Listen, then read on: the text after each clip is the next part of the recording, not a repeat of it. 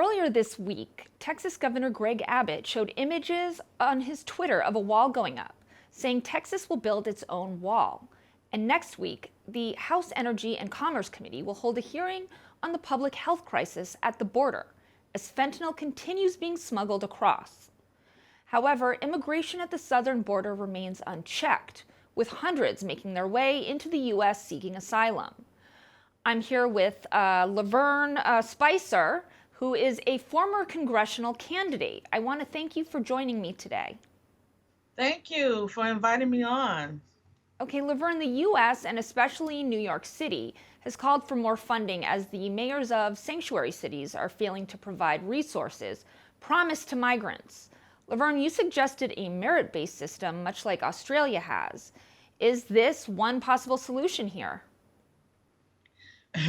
Well, hopefully, yes, because right about now, the way things are looking, we don't have enough resources here in the United States to take care of the people here. I mean, I have a food bank, and this morning we had over 500 people out there that was in need of food. So, and also when it comes to shelter space, it's not enough space or shelters or anything. It's not enough beds for people here. But now we have millions of new people that are here that are needing these same resources. So we need to figure out what are we going to do about it. So, Lavern, you mentioned you run a food bank.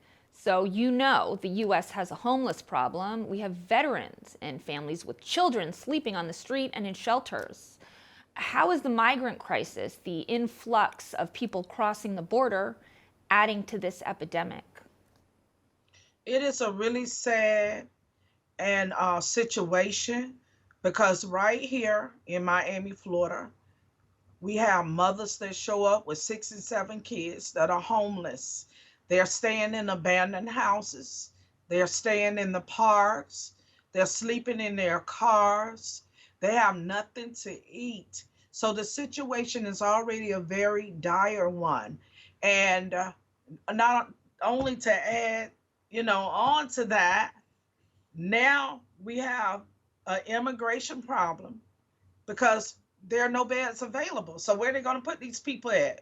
Where are the resources at to take care of them? It's a shortage of everything.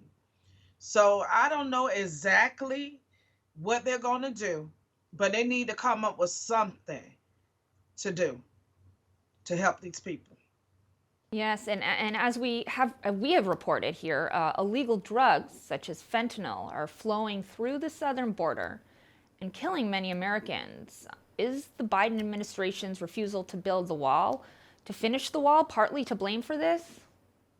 The Biden administration and their failed policies is to blame for everything that's taking place now. We have gas at an all-time high. People can't afford to pay the rent. The rent is the highest it's ever been in Miami. Look at when you go to the grocery store, they can't afford to buy the food.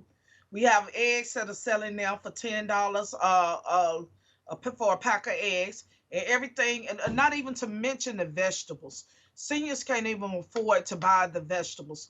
So everything is at an all-time high. The open borders and everything is, and of course the drugs is coming in. How they going to vet these people? I had people here at my food bank this morning from Russia asking how do they get an ID? What do they need to do? So what is the vetting process that the Biden administration has in place to help these people? They need to do something. If they could come up with billions of dollars to send to Ukraine to help them, where is the help for the American taxpayers that have worked all of their life, that they're using our dollars right now to fund that country and to fund that war that's taking place? So where is the dollars for the taxpayers? Absolutely. Well, Lavern Spicer, thank you so much for joining us today. Thank you.